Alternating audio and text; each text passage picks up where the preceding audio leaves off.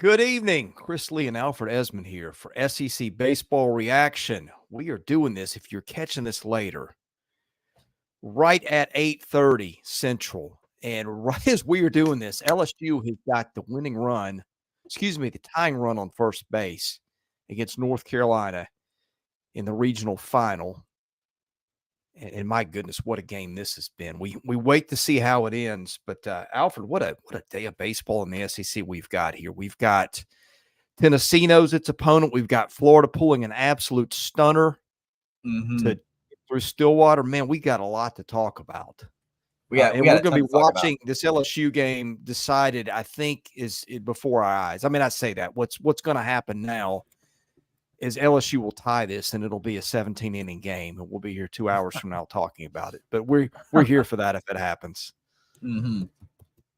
Yeah, and, what a great day. I mean, this game, I don't think anyone expected anything less, to be honest. I mean, we knew this entire regional, really, Chris, has been great in Chapel Hill. Every single game has been like this. And I'm excited. We got to talk about Florida, too. That was an incredible win.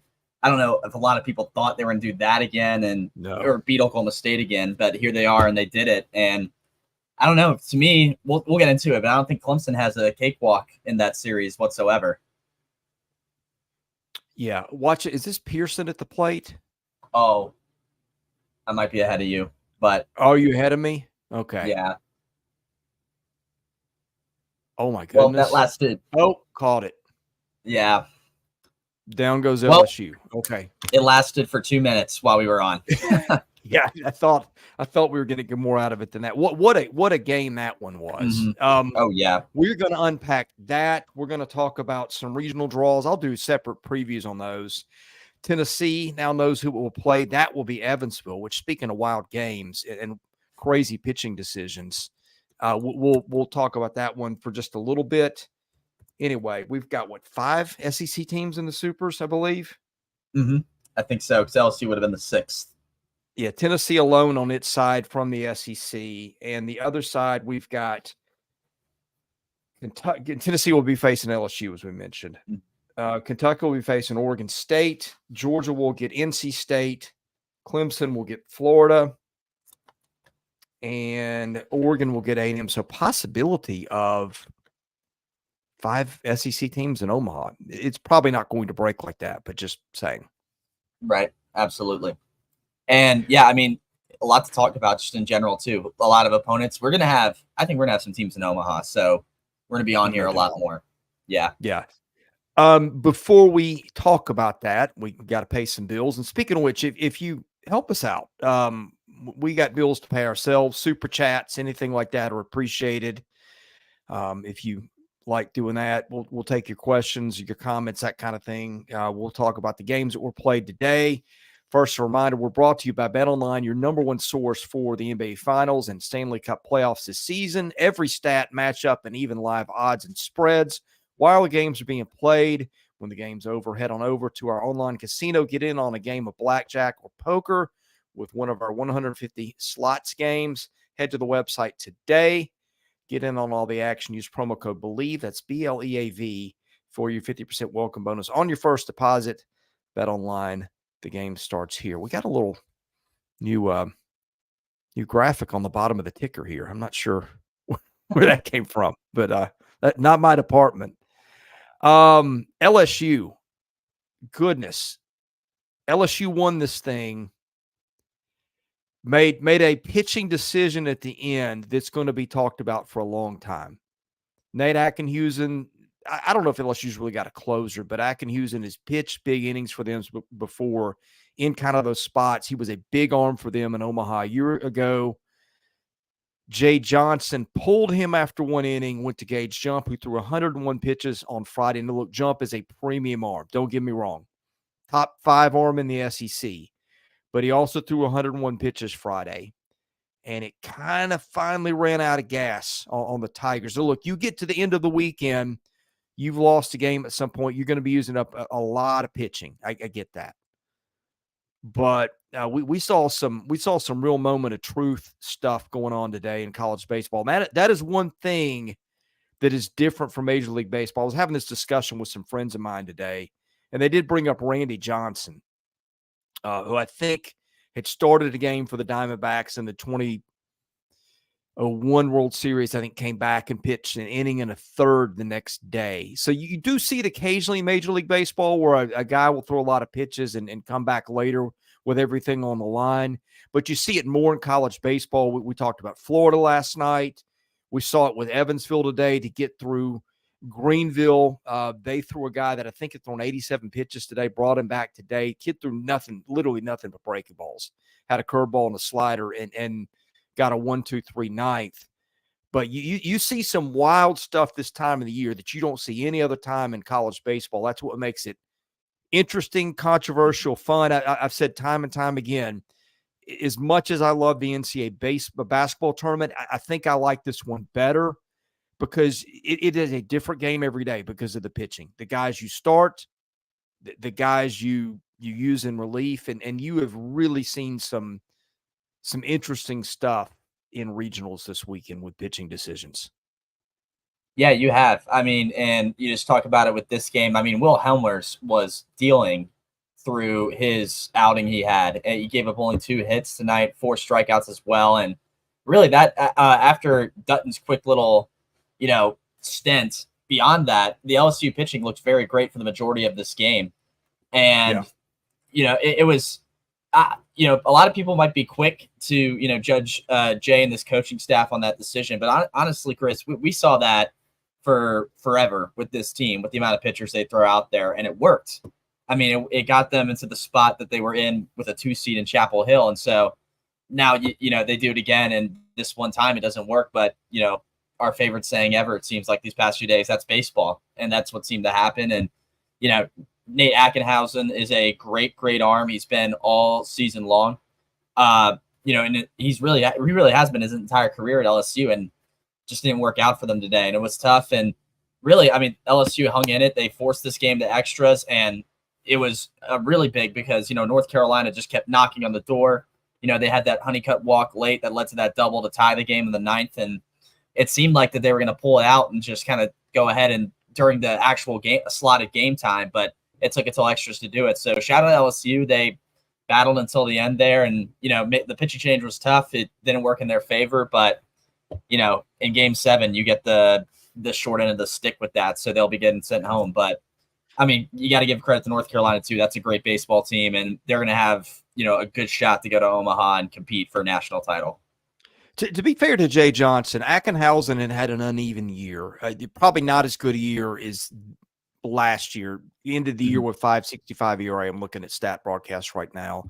And it was their other guys that got them to this point. Sam Dutton had a rough start. He gave up 2 runs, did not get a batter out, 3 hits. And Carolina jumped off to a 2-0 lead. I'm sorry, 2-1 lead just like that. LSU had homered, I think, in the top of the first. Then went to Javon Coleman. They didn't seem to trust him a lot this year. His outings were very short. Went to Will Helmers, who just really, really, I'm not going to say was dominating because he had 4 strikeouts in 5 2/3 innings, but he did get 9 ground ball outs. And Helmers is a guy that pitched in big spots last year. I don't know. I'd have to go back and look at Ackenhausen's pitch counts other places. But, they let Jump throw 51 pitches. He ends up giving up 2 runs. One of those was earned. The questionable decision where they had their left fielder playing in the 9th inning that kind of led to a run. There was that also. So I'm not going to put all this on Gage Jump or Jay Johnson. It just sometimes that happens. But and speaking of the other side of things, Carolina brought back his closer, Dalton Pence, who had thrown some pitches too, and he shoved. He was dominant. That 4-seamer that he ended the 9th with was just a nasty thing. Got Tommy Tanks, I think, to start the 10th, and that half of the bracket, you have got some power hitting teams there. Tennessee, even Evansville. Evansville's second in the regional round in home runs. You got Virginia, North Carolina. I mean, not that these other teams don't hit some home runs too, but I think if you make a list of top 5 home run hitting teams in the country or top 10, I bet you Tennessee, Virginia, UNC all in there. I don't know where Florida State ranked. I'd have to look that one up, but yeah, it's been that is going to be one heck of an entertaining bracket in Omaha, whoever comes out of there. It is very much so. And, you have so many good hitting teams out of there. And even just, there was just so many that got knocked out as well that were very good as well. I mean, LSU, that team could hit for power a lot too, who just lost tonight. And I did see, going back to, things that went wrong for them, someone, Stingray 26, commented a good point. Jake Brown had a tough, I don't know if they counted it as an error, but he missed a fly ball deep out to center. Oh, yeah, that was second. Yeah. That was very costly. That probably, changed the entire landscape of this game. And, that's a tough blow for him. I mean, he's made many great plays all year, and obviously, it's just that's definitely one of the major plays in that game. But yeah, I mean, go back to what you said, that side of the bracket with some of the teams that can hit out there. If we get, I'm trying to think of scenarios here. Tennessee, just looking ahead, Tennessee, Virginia, North Carolina, and then I guess we got to wait on Oklahoma and UConn, but one of those teams in there. Oh, I'm sorry, Florida State. I would think Florida State would come out of there. If we get those 3 ACC teams with Tennessee, that would be a great double elimination little series that we would have in Omaha if that were to happen. So a lot to look forward to, obviously. But yeah, we got to wait on. I forgot about that. Someone commented that as well. Oklahoma, yeah, thank you, Stingray. They're right. Winner of that will play Florida State. So they're waiting on that opponent. All right, top home run hitting teams in the country according to the NCAA stat site. Of course, this doesn't include today. Tennessee 1, Georgia 3, A&M 4, Florida still alive at 6. I didn't realize the Gators hit that money, but I guess they did. Beat Oklahoma State, who was 8th. Oregon State 9th, tied for 9th. They'll see Kentucky next week. Virginia at 12. Florida State 15. Yeah, so a very North Carolina 20. So a very decided tilt towards the teams that hit the bombs in terms of who got there. Right, yeah, and like I said, too, some of these teams that got knocked out were on that side of the bracket as well. LSU, Dallas Baptist is up there at 9th. I guess I was saying they're on the other side of the bracket. But, yeah, a lot of other teams. Wake Forest, 14, they were knocked out pretty early on that side. It was very, very lopsided power hitting side of the bracket on, I guess, if you're looking at a computer screen, your left side of the bracket. Yeah. You could potentially have the number 1, 3, 4, 6, 9, and 12 and 15 home run hitting teams in Omaha. That is, get your popcorn ready. I'm all on board for it. And that, I think that creates, if we're talking Tennessee here, because that's, the team we're on and we talk about a lot, that matches them up well because, those teams offensively, if they get to Tennessee's pitching, they can keep up with them throughout the entire game. So that would create some good matchups and stuff people would talk about all week leading up to those games. Yeah, that's literally 8 teams. That's crazy. It's probably not going to play out that way. And then look, you've got some other hitters, some other good hitters that aren't necessarily home run, like JJ Weatherholt for West Virginia would be interested to see how he does in Omaha. Premium prospect. So yeah. Florida. Hey, who 36 hours ago? I don't know what kind of money you could have won on Florida. Rolling through, well, that didn't roll through, but advancing from Stillwater. I thought that was one of the toughest. I thought Oklahoma was the best non-ACC or SEC team in the field. I thought that team had all the ingredients. There was nothing to suggest Florida was going to get through that with its pitching inconsistency. Right. But we have said they've got talent on the mound. And you just never know when that's going to show up. Who would have thought that Florida's pitching showed up in this thing and not Arkansas's? I mean, give me an explanation for that because I don't have one. Yeah, I don't either, especially with Oklahoma State. I mean, they cruised through the Big 12, and they were averaging, they said it on the broadcast today, they were averaging double digits in runs per game leading into the NCAA tournament. And that's just not the recipe you'd expect Florida to deal with well. But today, I mean, they came into this game and they, once again, lights out on the mound. I mean, Jake Clemente got the start. Me and Chris were figuring out last night he was going to start that game just because Florida's pitching was probably the most depleted out of any squad in this tournament, I guess, remaining heading into Monday. But they went with Clemente, and yeah, it didn't necessarily, go crazy, but 2 strikeouts. He did walk a few guys, but only gave up 1 earned run in the end through 3 1/3. So he did a great job. Frank Menendez came in relief for a little bit, 2 1/3, 2 strikeouts, 1 earned run there. And then Fisher Jameson with the save in 3 1/3, and he struck out 4 and did not give up a single walk, hit, or earned run. So Florida's pitching. Hello, here you are, and welcome to the party. And that's really what mattered. Florida's offense, not really anything special either. I mean, they did have 8 hits. They hit the ball pretty well, but got only 4 runs out of it. And they were one of the best home run hitting teams in the country, and only Tyler Shelnut had a homer. He had a good regional. If we're going to talk about him, he's been really impressive so far. But yeah, I mean, it seemed like Florida just was in control the entire game, and it wasn't this explosive, high scoring game. And that's how you dealt with Oklahoma State, and that's how you stopped them. And they were able to do that. And, looking ahead to their matchup with Clemson, I know they got to go to Clemson for that super, but I don't think that's, with how they're pitching, it's not going to be easy for the Tigers. So that's one I'm definitely going to keep my eye on. Yeah, I think when we looked through it last night, because we kind of did regional pitch counts on the fly, and I think that Florida had more guys available than I realized to throw, 15, 20 pitches here and there. But like we were even saying, hey, is Menendez even on the travel roster? He hasn't thrown yet. He's an option. Maybe you see him. Well, you saw him today. He went 2 1/3 innings, gave up a run.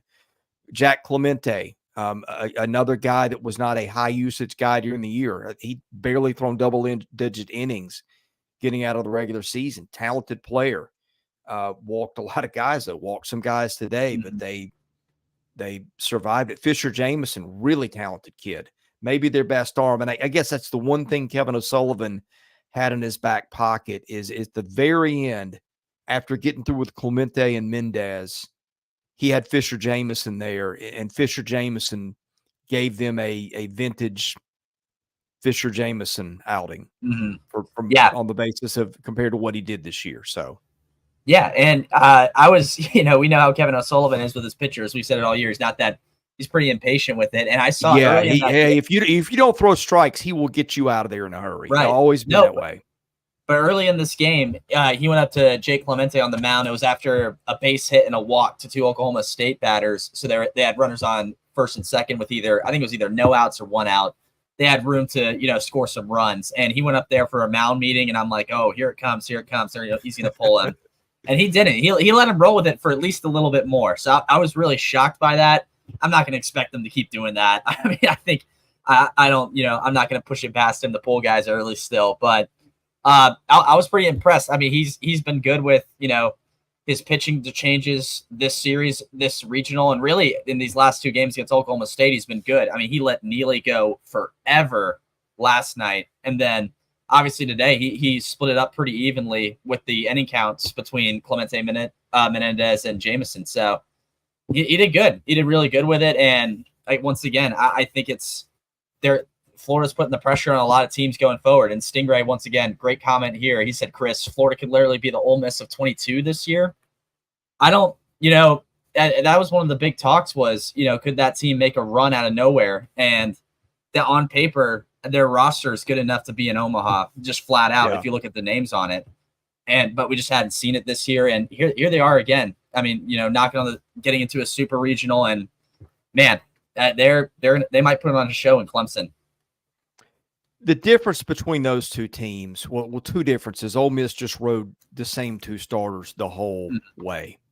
And the other difference was that team was a lot older than this one. Florida, one of the younger teams, I would think, in the field. Yeah. I mean, freshmen who pitched this regional. Luke McNeely, Liam Peterson. I can't remember if they threw Alex Philpott or not. I bet they did. Fisher Jameson. I'm sorry, Jameson, I think, is a sophomore. Excuse me. I think Grayson Smith threw at one point. Satin and Menendez are freshmen. So that's a lot of guys that hadn't pitched before. Oh, but speaking of guys that we hadn't talked about all year, Ashton Wilson, 2 RBIs today, had a a 4-hit game Mm-hmm. 1 or 2 games ago, and a kid who barely had 10 at bats all season coming into this thing. Yeah, Transfer from Charleston Southern. I don't think we talked about Ashton Wilson all year no, because we didn't have reason to. no, right. I mean, we had Ty Evans, and obviously with that injury that hurt, we thought it was going to hurt Florida. He's filled in superbly. He's another guy. I said Tyler Shelnutt's had a good regional. He's the other guy who's had a good regional. Well, it hasn't been all like I felt like a lot of times with this team when you talk about them and their wins, you're like, oh, Jack Caglione, 4-hit game, 40 million RBIs and all that stuff. He was pretty much the catalyst to them winning that game. And he did. Caglione was amazing as per usual, but really it's the support staff around him and the lineup has picked up too. And it's been the guys who have needed to. Shelnut. I don't know if Ashton Wilson was a guy where I was like, oh, he needs to, because again, he hasn't played all year, but yeah, it only helped Florida, and it's gotten them to this point. So he might be a big name and make a name for himself, going forward in this tournament. Well, and here's the crazy thing. Okay, this was a team that got in by being 1 game above 500. Mm-hmm. Didn't look good in getting eliminated in that 1 game in Hoover, and on top of that, had just lost Ty Evans, best hitter on that team, not named Jack Caglione, and then lost Hayden Yost, who's starting to play pretty well, and was one of their starting outfielders. So I mean, their outfield a couple of weeks ago was Yost, Robertson, and Evans. Two of those 3 guys were down. That's why Wilson was in there. Yeah, I mean, it just was, Shelmutt had moved from third to left, and they put who they put. I think they put Evans at third. Who they played at third today? Dale Thomas, I think. Dale Thomas. Excuse me. Right. I meant Dale Thomas, not Evans. And Thomas had kind of he'd been hurt for a while and hadn't been that great when he played. So hats off to Kevin O'Sullivan for figuring it out. Yeah, no, I got to give him a lot of credit, and everyone has to give him a lot of credit. His manager skills have come on point. That's why he's been the man down there for almost 20 years now, is just because of the stuff he can do. And I mean, he's very, he's just turned that team right around this postseason. And, we had a feeling it was like the two teams who I just kind of had this creeping feeling we're going to show up in the postseason big time, were them and Vanderbilt. It was like, if we get, the postseason versions of Vanderbilt and Florida, watch out. And, obviously the Vanderbilt thing didn't age as well, but with Florida, I don't know. It's premature to say that we're seeing it, but we're starting to kind of work its way into the picture a little bit, maybe. So shout out O'Sullivan. He was very, very good this regional with his decisions. We get the continuance of the Jack Leggett legacy round of the postseason. You had Tim Corbin going to Clemson last weekend, and now it'll be Kevin O'Sullivan's turn to go. For people who don't know what we're talking about, Jack Leggett, the Clemson coach who got let go, I don't know, 7 or 8 years ago now, whatever it's been.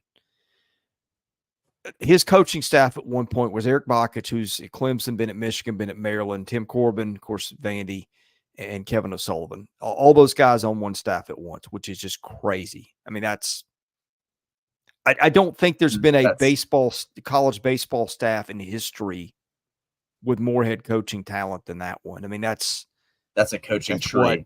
Three national titles. Each of them has got at least one runner-up finish. Bakich had his in 19. Corbin's got a couple of runner-ups. O'Sullivan's got at least one runner-up. Right, from last year. Yeah, he might have two. That's insane. Right. No, that's a big coaching tree. That's a coaching redwood, if I had to call it. If I had to term it anything, that's a coaching redwood right there. Yeah, I mean, it's gonna be a very great. I mean, Clemson's gonna, they put on a show this weekend with Coastal Carolina. Coastal Carolina is no slouch of a team. I mean, we know what they're about, and they have a baseball culture with them. Obviously, they have the 2016 Miracle Run, and they're a tough opponent, and they're hungry for an Omaha berth, because last year they got matched up with Tennessee in that regional, and Tennessee put an end to it. But even that Clemson team was so talented off the chart. Billy Amick, who's on Tennessee now, was on that Clemson team. He was all ACC. Cam Canarella is a really good kid for them, and he's still on that team, and he's putting it together. He's their team leader in quotes with the run they're trying to make. So there was a lot of talk too. I heard, Chris, I was, driving around doing errands and I was listening to the radio, and it's a Clemson radio. And I think they were just watching games today because they weren't playing. And they were saying, we want Oklahoma State to win this because we don't want Florida. And I kind of went, yeah, I made that exact face. I was like, I don't know. I have to disagree there. Yeah. I mean, Oklahoma State would not be easy either, with all due respect to them. But Florida, that's not going to be a cakewalk for that team. I mean, if you've seen the pitching these past 2 games, it's been on it. And, they're depleted, obviously, after this regional, but they're going to get rest heading into this weekend when they travel. They're in the managing they've been doing with it has been incredible. It's, it's a series that can easily go to 3 games, and it's a series Florida can take. There's every possibility, I think, is on the table with that one. So yeah, I don't know, Clemson, be careful what you wish for. Anybody out there saying you wanted Florida over Oklahoma State, I'll just give it a fair warning. Yeah, every weekend's different. Sometimes momentum becomes a thing, but you only know. I mean, like Vanderbilt played great in Hoover, looked awful in this thing. Right. Yeah, I mean, A&M wasn't great a week ago. No, just won a regional. So sometimes it translates, sometimes it doesn't. But yeah, on there, Tennessee won the whole. Tennessee won the whole thing and then won a regional with room to spare. I mean, I wonder now, thinking about it. I guess you had enough rest and you needed to build some confidence, but I wonder if LSU would have benefited from going out a little earlier, given what they had to do with pitching at the end. Right. Yeah. We had this conversation earlier in the season too about Hoover, how much it means and stuff like that. I think LSU, my answer to that just straight up would be I think LSU benefited more from the run they had than if they wouldn't have. I mean, I think they put themselves, I'll say this too, seeding wise compared to when you look at who they got paired with in their regional, they got a little hosed. I mean, they got a top 4 national seed, and it seemed like LSU after Hoover had, the ability to get paired with a lower national seed and be a 2. So a less tougher one. And that it just didn't work out for them that way. And I mean, look at it this way. They took, is North Carolina number 4? I believe they're number 4 national seed. Yeah.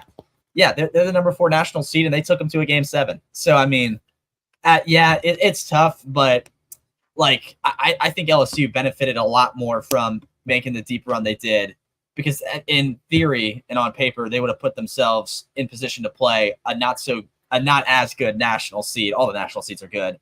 They would have played a not so good national seed compared to North Carolina, who's number 4. And, the tournament, the committee just decided it wouldn't happen that way. So it's hard. I mean, there's definitely no correlation between Hoover and what you do in the NCAA tournament at all. You can go all the way and win it. We've seen that. We've seen more often, the opposite. Teams sometimes don't tend to do as good, maybe. It's hard. I think, in the moment that LSU team, they were wanting to, win the SEC title in Hoover, and, they had all the fans behind them that were there and everything. They had a lot of fans in Chapel Hill too. If anyone was watching, they just travel everywhere. But yeah, they got the short end of the stick when it came to who they got paired with, and that's tough. But they did everything they needed to do in Hoover to, put themselves in a good spot for the NCAA tournament. Yeah, I'm about convinced that if you send LSU or Mississippi State to one of a few other regionals, SEC might have a couple more teams. But I mean, that's how it goes. Right. Yeah. It's just tough. Georgia got an easier draw than probably it deserved. Mm-hmm. And see, I mean, I'm not all that to say, if you heard that, that's not Chris saying, hey, the SEC got screwed by the committee. I'm just saying those were good teams, as you acknowledge. So I knew there was something we weren't thinking about that was a big story today. And that was Mark Kingston got fired at South Carolina, which was not a complete shock. Kendall Rogers had a big board up today. And I think Monty Lee was on there, former Clemson coach. That was an interesting one. Josh Elander was on there. I think Walter at Wake was. I mean, it was there's a and I'm lot. sure I'm heard they're targeting big names. Yeah. I Another would one. think they'd maybe go. I think Duke's assistant, who's maybe their recruiting coordinator, I may have gotten that wrong. I would think that, and I'll be interested to see how that job is perceived. I don't know if, and I'm not saying this to throw shade at anybody. I'm asking the question. I don't know if Ray Tanner being your AD is either a great thing or less than ideal. And here's what I mean. On one hand, Ray Tanner has won 2 national titles, and was that close to winning another one. And not only did he win titles, but Carolina was good every freaking year he was there. They were always competing for SEC titles. It wasn't just he caught a class of kids and made a run for it. They were always good. Probably the best program, from start to finish of his tenure in the SEC in his time. But, and maybe this is how special Ray Tanner was, they just have not been able to bottle that since. Chad Holbrook, now Mark Kingston, neither of them got it done in the estimation of Ray Tanner. And it's like what Kalen DeBoer is doing at Alabama. I mean, I guess at some point, in any analogy involving Nick Saban kind of breaks down at some point, because I don't know that anybody's ever done what he's done. But my point is, you're not just living in the shadow of the guy that went and did it. You're also reporting to him. Now, again, the advantage could be, I would think that no AD in the country would understand what you need to do to build a winning baseball program than Ray Tanner, but you're in his shadow and nobody's done it since he left. I mean, they've had that. Don't get me wrong; they've had some good years, but I don't think they've been back to Omaha since he left. I don't think so either. I'm trying to think. I'll look it up and see. My 2 cents on it. We knew it was a possibility it was happening. I mean, we were just talking about it just last night. It's I think it's earned the title, like you said, of the hardest and most demanding job now in college baseball, or at least one of them. A Texas is definitely up there or something like that, but it's certainly one of them. And I mean, you look at, what they've done since, and it just hasn't been repeated. And yeah, I just looked this up. They haven't been back since 2012 when they lost to Arizona in the finals. Yeah. So that was the last time they were there. Game. So yeah, they have not bottled that back up and done it again, like you said. And there's a lot of, I mean, they can get the advantage they have, and the advantage Ray Tanner has is he can go out and get almost anybody who is, in the position to get a head coaching job. I think, speaking on, just knowledge about it, Josh Elander is a great example, because at some point, I think Tony Vitello is going to grow a coaching tree, at least a miniature one of some kind, with what he's doing. Yeah. And Elander is involved with that. And it's been in the rumblings for a while now. Elander's going to go somewhere to try to do his own thing. I mean, he's been Tony's right-hand man for a good bit now, with respect to Frank Anderson, the pitching coach there. And I mean, that was a good option. That was going to happen. Another interesting one I saw, Chris, you didn't mention it, Godwin at East Carolina. Yeah. Was another one. Cliff Godwin's, I feel like it's been on people's list for a while. I think there was a perception that maybe when Bianco stepped down or got let go, he might be the guy. Dane McDonald is another one to watch too at Louisville. Yeah.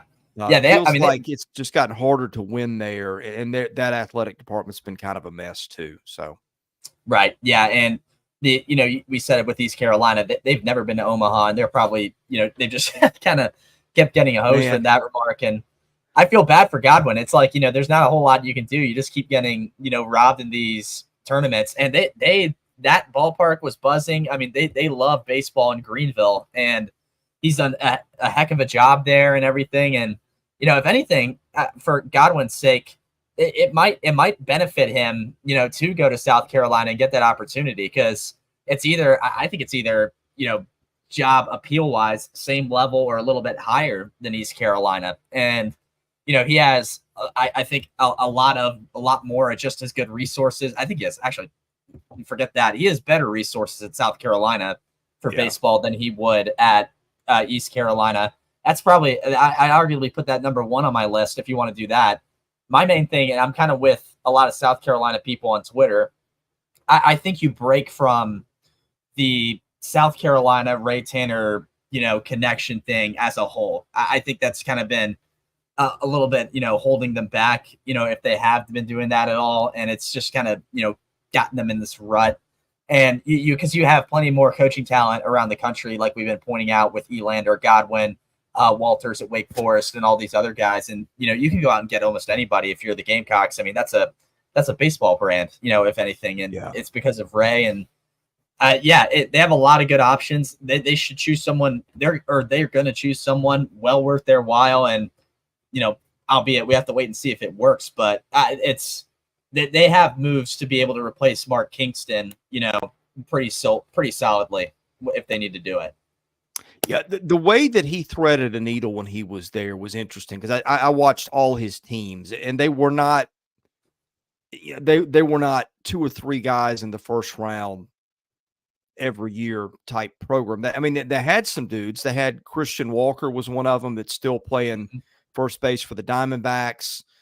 They had some other guys that weren't splashes as pro, like Grayson Griner was a top-notch catcher. They had Clark Schmidt, first-round pick of the Yankees. Had a couple of guys like that, although I think those guys were after. Schmidt was after Tanner was gone. And Walker was – I can't remember. Walker might have been – I think Walker was right at the end of it. No. I think Walker might have been right after he left. So, okay. Landon Powell was one of the biggest names that came through there when Tanner's. They did. I guess the point I'm making, you're seeing these SEC teams now, like the guys that are their superstars for the most part. I'll just pick some teams that play today. Tommy White, going to be a first rounder. LSU's most identifiable star. And if you want to go pitching, Gage Jump, Luke Holman, probably first rounders or close to it. Florida, Jack Caglione, going to be a top 5 guy off the board, barring something crazy. Right. Tennessee, Christian Moore, probably going to be a first rounder or close. We can go on and on with teams. Charlie Condon, probably going to be the first pick. Yeah. When Ray Tanner was coaching and they were winning, they were winning with guys that were just really good college players. I'm trying to think. Jackie Bradley was one first rounder, round center fielder, one of the best defenders you will ever see in the SEC. Whit Merrifield. Thank you. That's the guy I was trying to think of. Whit Merrifield. Probably, I don't know if Merrifield was a first rounder, but he's had staying power in Major League Baseball because of ability to run. Right. That had some guys, but it wasn't these guys that you're seeing come through the league now. They won with grinders. The Morales kid, Adrian Morales, played third base for him. I can still picture him. They just locked it down in the field. Wingo, all those dudes that they had, they were not names that you heard later, but they were really, really good college players. And now I feel like you need to do, and they've got one in Ethan Petrie if he doesn't hit the portal. We'll see how that goes. But I just feel like the way that he won and the way that these teams in the league are winning now. You look at Vanderbilt. Vanderbilt doesn't have the star power it had a few years ago. They've got good players, but not great players. And so that's the one thing. I wonder how, I guess, look, you can, if you've got the right guy who's a good recruiter, you can probably win anywhere. Look at what the recruiting Tony Vitello's done in Tennessee. Look at the way Nick Mingione is built Kentucky, which is totally different. They're getting older transfers who've done some things other places. And then, of course, you go to A&M where they've done both. They're getting stud freshmen and they're getting stud transfers.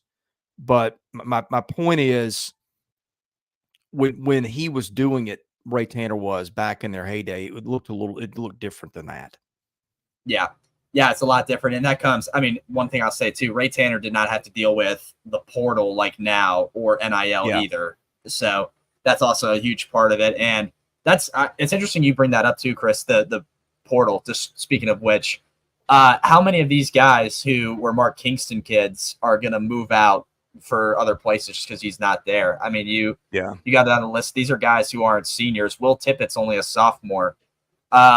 I'm looking at others too. Roman Kimball, who had a really good outing at Hoover. He's a sophomore as well, although he was redshirted, so that might be a little different. Lee Ellis came in. He's a depth guy on their infield. He's only a freshman. They have all their guys who aren't, leaving South Carolina because they're too old and draft eligible. What's going to happen with them? So it's going to be an interesting offseason, to say the least. And you're going to have to go with a guy, I think, who knows this recruiting system really well. And the guy who immediately pops to mind, just because you mentioned Vitale, is Elander, because I'm sure with how Tony Vitale recruits, Elander's right, by his side and has something to do with it. He's even recruiting some of these kids Tennessee's getting. So it's, because he hosts, the baseball camps Tennessee does and everything. It's him. It's not Tony doing it. So he sees all these kids, playing and the prospects playing and stuff. And he's the guy in the front lines watching it. So he's obviously the one of the top names up there. And they're going to have to get someone, like you said, that's adjusted to that compared to, how Mark Kingston was. And I guess another thing to bring up too with Kingston, he did finish with a career record there over 500. I don't know if you're in agreement with me, Chris. He'll find a job somewhere pretty quick. I said that last night, and I'm still sticking by it.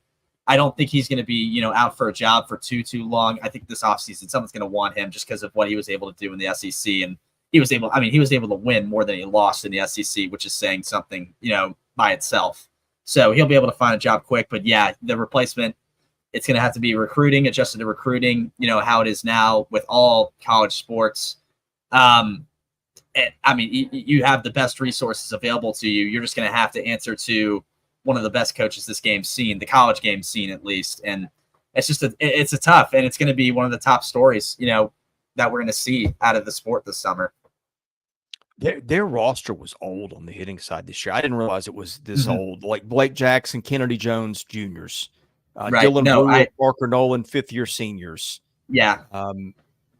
I was a little stumped going through because I was like, naming young guys. 1, 2, and then I was like, there's quite some older folk on here. So, Messina Jr. They might have some of these kids might come back that they're not high draft prospects and come back for a fourth or fifth year maybe, but and that's probably the thing that did him in too. When you build with an older roster, you can't win.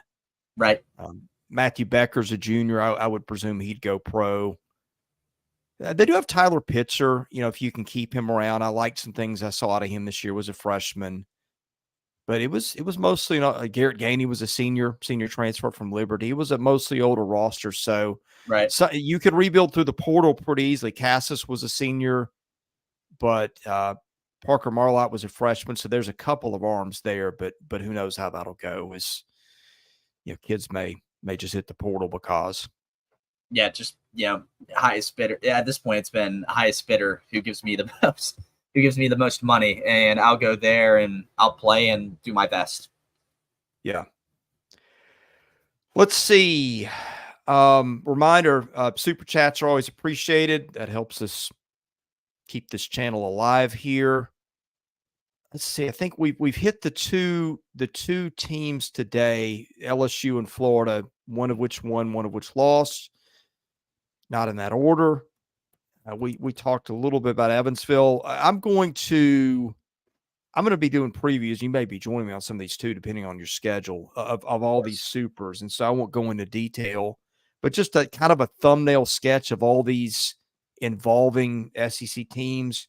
You got Tennessee and Evansville, the two leading home run hitting teams, I think, in the regional matching up. I think that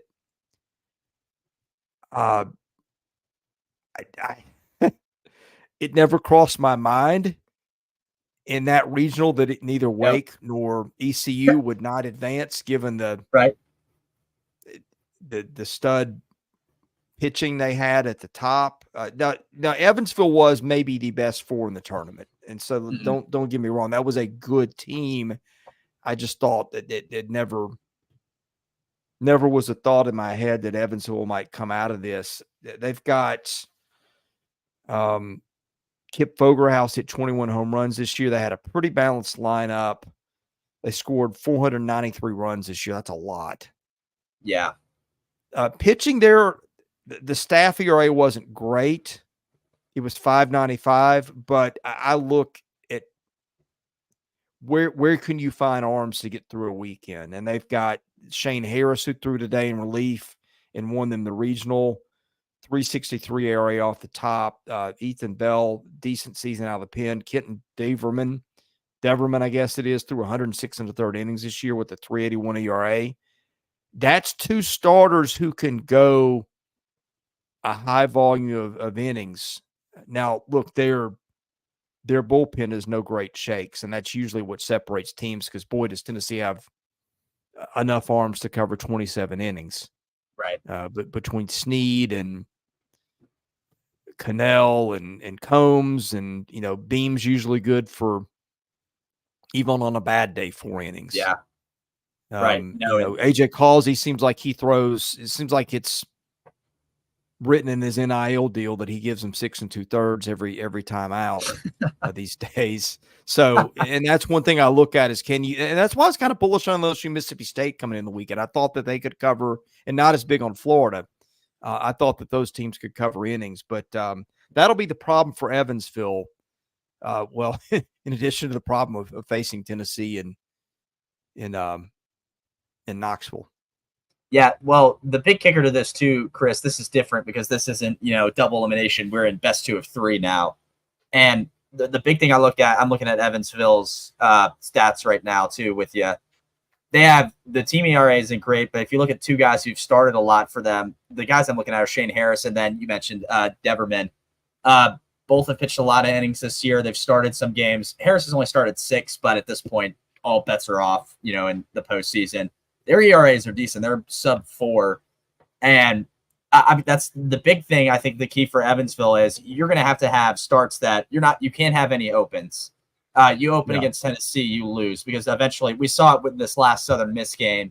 They were down 3-2 and then they just cracked that game wide open and it was over in a heartbeat because they had home run after home run after home run the second half in that game. So that's the biggest thing I think is Evansville's going to have to go deep with their starts, and by deep I mean I'll give them literally 6 inning starts I think because you're going to have to dominate early, to make sure you kind of shut them down early on, and because their offense, I'm pretty impressed with Evansville's offense. Looking at it, I mean, Schallenberger is a great hitter, 390 average on the year. That's very very good. OPS 1.2, some 47. Fogerhouse, you mentioned, very very good hitter as well. They have 2 more guys over 300. A lot of guys in the high 200s as well. So they're 1 through 8's 250 up, and so they have the hitting. If they want to, they can get it done in that park. And I know people, who comment on our stuff don't like us saying Hitters Park. It is a Hitters Park, and Evansville can get it done. If you don't think that's a Hitters Park, you're living in denial. I mean, I know. I've seen that. They got a park factor of 118, I believe. So right, no, and they're like, stop. I hate that people say that, and I'm like, well, I don't. When I look at the dimensions on the walls while when I'm it's there, 320 to right and it's a knee-high fence, that's an exaggeration on the right. height. Now I've been at that ballpark so many times, and every time I look at those dimensions in the corners, I'm like, my goodness, this is it's fun. It's fun baseball. I'm not knocking it too much, but going back to what I said. With Evansville, with the way they can hit, they can get it done because of how that park is and the dimensions of it. And I think it's just going to come down to their pitching. And if they go deep into their bullpen, that's where they're going to shoot themselves in the foot. But yeah, that's my biggest key. And of course, we'll get more into it later in the week with the preview. But that's the first thought that comes to mind when looking at it. Yeah, look, this was a week that just showed us it's baseball. Anything can happen. Stuff you didn't see coming. But I would be surprised if Tennessee didn't get these 2. Me too. Without, I'm not gonna say without breaking a sweat. That would be unfair to Evansville. But I don't think these are going to be a pair of 3-2 games. No, I just think. They swept through this regional they just had. And honestly, I really think besides that first 5 inning stretch of that last Southern Miss game, they kind of cruised through it. And obviously, like you said, Chris, whole different ball game now with supers. It's only going to get tougher. Even if they get to Omaha, we were kind of hinting at it earlier. Some of the hitting teams are it's going to be hard for them then. But for right now, they got Evansville in front of them. That's one thing they can't do either.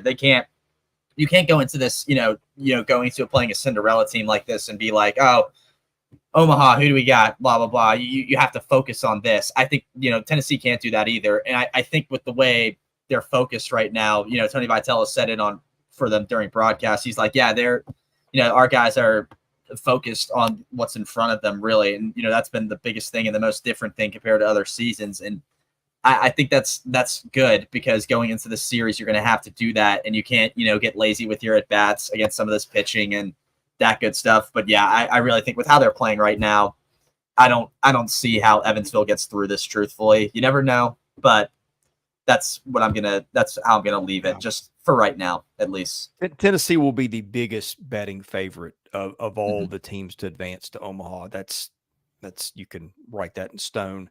Right. Looking down the right side of the bracket, Kentucky, Oregon State. Yeah. Oregon State, granted, all my attention went to the SEC. I do know some things about some other teams. I know some of the top draft prospects, but we spend our time here on SEC baseball because that's what we do. But the more I look at this Oregon team, Oregon State, they scored 505 runs, gave up 268. That's got to be one of the top spreads in the country. You look down the pitching staff, they've got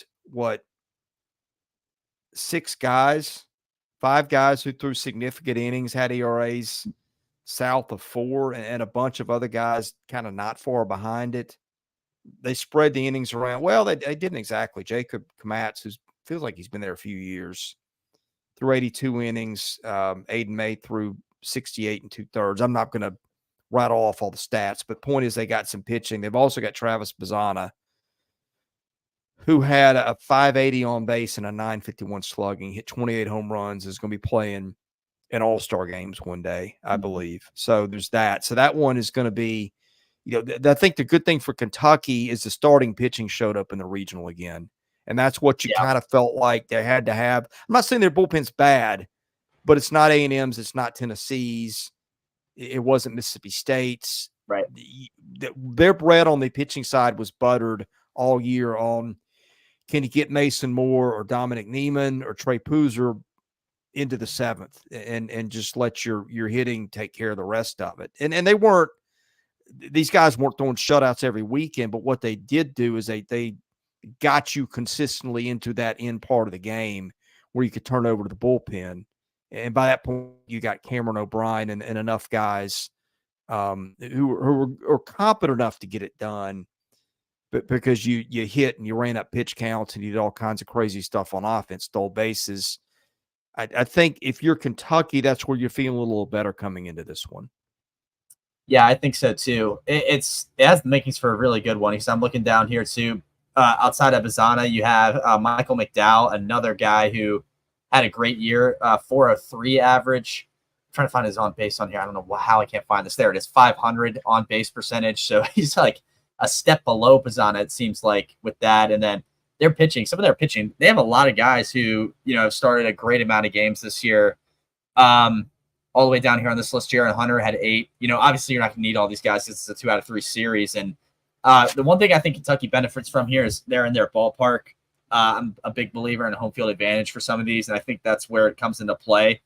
I think it'd be pretty uncomfortable just going across the country for 2 or 3 games to play Oregon State and Corvallis. But if you get them in Lexington, I think that works in your favor a lot. You swept your way through this regional kind of almost in Tennessee fashion, and it has the makings for something really good, because obviously with Oregon State, they have guys who they have the big names that Mangione and that staff can deal with well. And I think that I like what you said too. The bullpen for Kentucky's kind of come alive a little more so. O'Brien's been a guy I've been really impressed with what he's had since the season's ended in Hoover, and now heading into regionals and stuff. Someone correct me if I'm wrong in the chat, or Chris, even you, did we see Johnny Hummel at all this weekend? That's what I was trying to think. Is I don't know that we saw Hummel. He really crashed and burned as the year went on. He was a transfer from Erskine, which is Division right 2 by or me. 3. Right? Yeah, right. Actually, you know that. You know where that place is. Greenwood, South Carolina. Population 300. I've been there. My best friend lives in that town. Oh my goodness. Or used to, excuse me. So so there's that. But here's another thing. Home runs. Oregon State homered teams 115-41. I don't know that I've seen a spread like that anywhere in the country. Now that is a hitter's park. You kind of wouldn't think it was in some ways because of the cold, damp air out there. But you look up park factors, and Oregon State's up there kind of in Tennessee territory. So that's interesting, which makes, and Tennessee can say the same thing, kind of makes what you did on the pitching side impressive too. Right.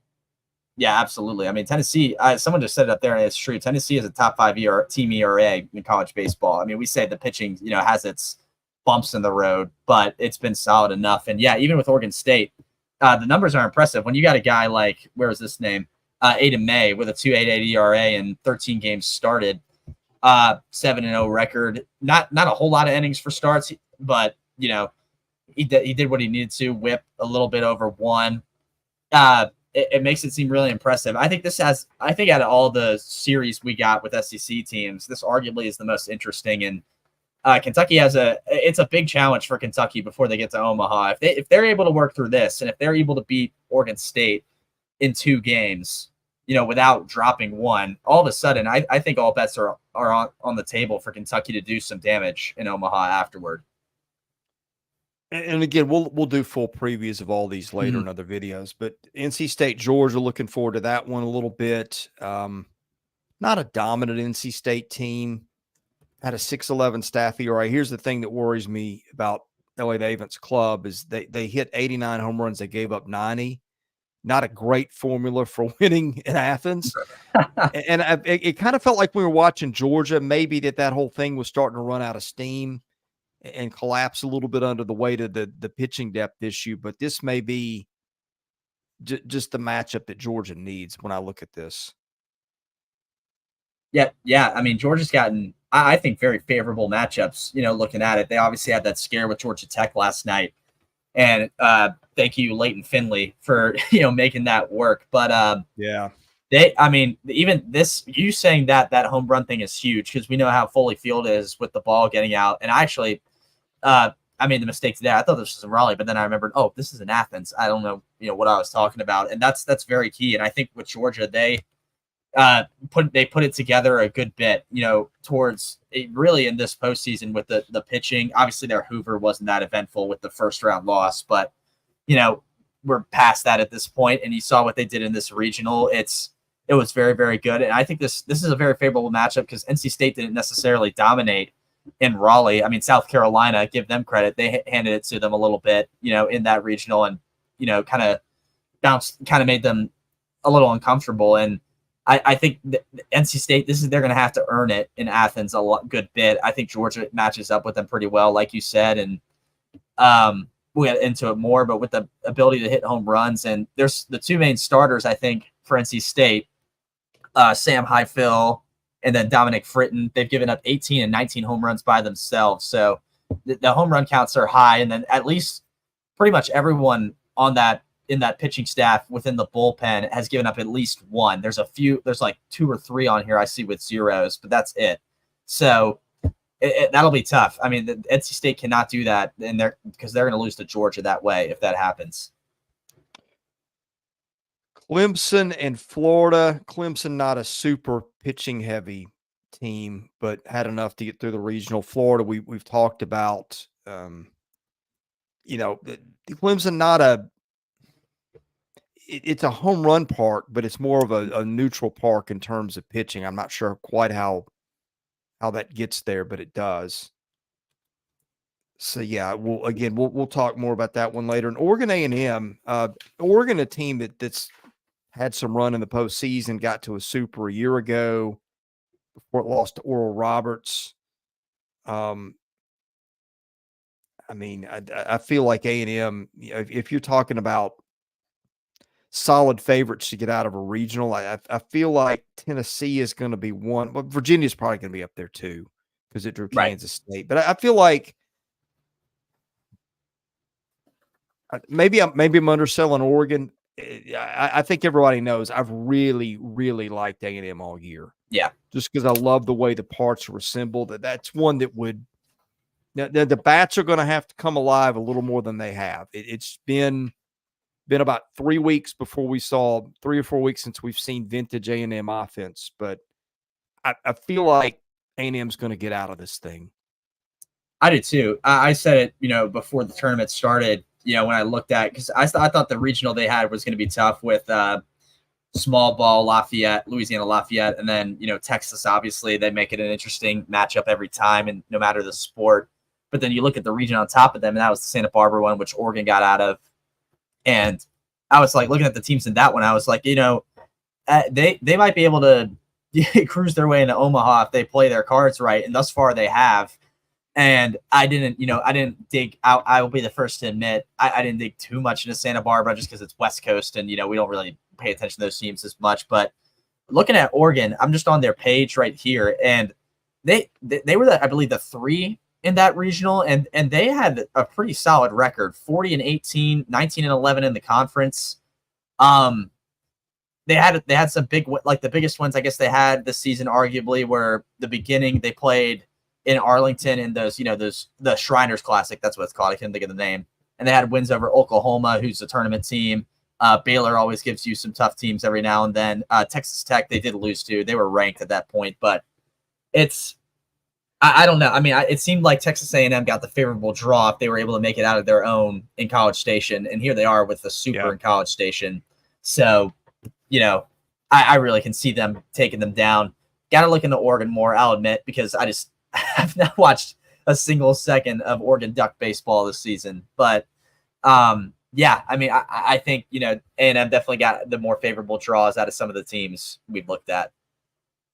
Yeah, looking at the left side of the bracket, you've got 1, 2, 3, 4 of the 1 seeds advancing. Right side, you've got 1, 2, 3, 4, 5, 6. The only exceptions were Oregon and Florida. Man, what a bad, just an awful week for 2 seeds. Yeah. Mm-hmm. Did a 2 seed make it? I don't think so. That's no, I don't. First, I can't think of it because Oklahoma. No, they hosted actually, and they're getting. Someone's commenting in our chat. They're down 6-0 right now. UConn's kind of handing it to them. Yeah, but I've been trying to find this game a while. I guess I have to go to the ESPN. That's why I've been so distracted. Like, why can't I turn on this Oklahoma game? Yeah, but I mean, okay, Evansville's a 4, right? Kansas State's a 3. West Virginia's a 3. Florida's a 3. Oregon was a 3. Kansas State 3. There you go. A 2 is not going to make it, and Oklahoma would be another 3. I'm sorry. I mean, UConn. That's UConn would be a 3. And even if Oklahoma's going to make this comeback, they're hosting. They're a 1. So, yeah. That's very, very weird. I don't know that I ever have seen that. No, I don't know. And usually, too, it's, postseason baseball. That's a lot of 1s, too, for postseason baseball. And I guess the 1s are just, taking care of business, as they should every year, it seems like, usually. But that's weird, too, that, they're kind of handling it as well because we have, let me see the 1s, Tennessee, Florida State, Virginia, UNC, A&M, Clemson, Georgia, NC State, Oregon State. That's a ton of 1 seeds that made it. So, we very lopsided for first round of regionals, in all honesty. I mean, with the exception, of course, of some 3s that are making it in, and then Evansville at the 4. But yeah, they're handling business, and if anything, it just creates better matchups. So I can't complain too much about it. Yeah, and all the top 8 national seeds got through, other than Arkansas. Wow. Which again, if you had drawn up the way Arkansas lost that regional, you wouldn't have believed it. Right. No, and the regional they got, it seemed like they were gonna cruise their way through it a little bit. I mean, I didn't really see any challenges. I didn't see Kansas State playing the way they did. SEMO, was kind of like whatever, and they got trounced by SEMO. And then La Tech was the only team me and you thought that really give them some kind of trouble. And La Tech exited very early in that regional. La Tech was awful. Yeah. So that one was very different, but man, that's really been the only one where there's been some, shenanigans. I guess maybe Tucson too, just because Arizona's the one, and then we had Dallas Baptist in there, but JJ Weatherholt kind of took care of things for West Virginia. So that was the only other one, maybe where some funny business was being played. Yeah. And Weatherholt was out part of the year. So they Right. didn't, maybe if he's healthier, they could earn a 2, but didn't matter. Right. Parting thoughts. Parting thoughts. We got a lot of teams in through the Supers, comments Chris. here while you're doing that. Go ahead. I'm sorry. Yeah, no. We got a good amount of teams still in some Supers. A lot of good matchups. I think Oregon State, Kentucky. There was people commenting about that way earlier. There's an Oregon State guy here, Connor Johnson, with a Beaver logo as his profile pic, which is cool. Good to have you in there. But yeah, that's a very cool matchup we got. I'm excited. One of the more exciting things I'm looking forward to, kind of, not trying to play the homer card here, but Florida kind of getting out of Stillwater in dominant pitching fashion for the most part was very, very, very surprising. And if they could put on some kind of Omaha run at the very least and get past Clemson, that would be extraordinary. Now, we have yet to see that, and Clemson's a great opponent, and they got to go to Clemson, South Carolina to play that. But that's one of the things I'm looking forward to a lot. But yeah, I mean, overall, we have some great matchups here in these Supers, and we have the makings of some great Omaha brackets, and especially like you said on that left side with the power hitting we have. It's going to get very interesting very quick, and I'm here for it, and I hope everyone watching here is here for it as well. All right, give me your most interesting regional matchup. I've got one in mind, but I want to see what yours is without me biasing your answer. Okay. I got to go interesting. I'm going to stick with it. I'm going to go Kentucky, Oregon State. I think that's mine. Yeah, I think that has the makings of a really good one, just because I think it becomes really interesting because Oregon State, we know what they're about with the guys they have with Pizzana and their ability to, put on a show. And I think they could go to Kentucky and make that thing. That seems like one of the more likely 3-game ones if I had to pick one. Those two, because I think they'll get a good pitching day out of Aiden May, who's more than likely going to start at some point. Pizzana's going to do his thing, but then usually Kentucky, like I said before, Kentucky kind of almost cruised their way just as much as Tennessee did through their regional. So two very strong teams that have good claims to be in Omaha. That they have to beat the other in order to get in. So that's my most interesting one, I think, out of the two. Yeah, my concern there, again, Oregon State's a better team than I realized when I looked this one up. The other thing, too, is that is the quintessential been there against trying to get there. And I've seen teams that have crumbled under that stage before. Now, look, you can also say, and this is probably fair, I don't know how many of those Oregon State guys have played in the College World Series before. Just because you got program DNA, the coach that got them there most of the time isn't there anymore. Right. But they've carried on. They've still been pretty good. And Kentucky is one where, although I have to say, this is the team that's handled pressure well, I think, all year. They didn't let the burden of being, in contention for a title crush them. They played pretty well in a regional. They survived an almost blown lead on a Friday game 1. And so I feel like they're a veteran loose group, and Kentucky may handle it fine, but right. We've seen this before where you get this kind of matchup where a team that's been there a lot and a team playing at home with a lot riding on its back and a lot of pressure. Look, you see it with East Carolina all the time. Yeah. That team, once it gets there and it's almost, you just can feel them squeezing it. I don't, that hasn't been Kentucky's makeup all year, but sometimes you see crazy stuff in the postseason. Like, right. like Arkansas's pitching collapsing in a regional. So yeah, so there's that. But yeah, I think that, and I think the other takeaway I've got, I think I'd much rather be on the right side of that bracket. Yeah, because I think I'm gonna have Tennessee and A&M as the two teams that I would favor to get out of those sides. But I think, look, I'm probably overstating this because sometimes you look at it on paper and go, hey, this team should walk. And it doesn't happen that way. Like, nobody thought Arkansas was going to do that. Nobody thought Evansville was going to get out of Greenville, but those things happen. Nobody thought Florida was going to get out. But it does feel like, to me, you look on the left side of that bracket, Tennessee's got to get through all these home run hitting heavyweights of Florida State, Virginia, North Carolina. They all got some pedigree. And then you got A&M looking up at a lot of teams that really haven't been there in a bit, other than maybe Oregon State and Florida, but it's a different kind of Florida team. So, right. Yeah. I mean, and just to, not to spoil my predictions, but I'll give you just, without looking into all the teams we have, just the ones I would pick. I'll just go the favorites, I'll say, in each one. The bracket one from the left side would be Tennessee. This is in my opinion, Tennessee, Florida State, Virginia, North Carolina. Holy smokes. Those are all teams that can hit.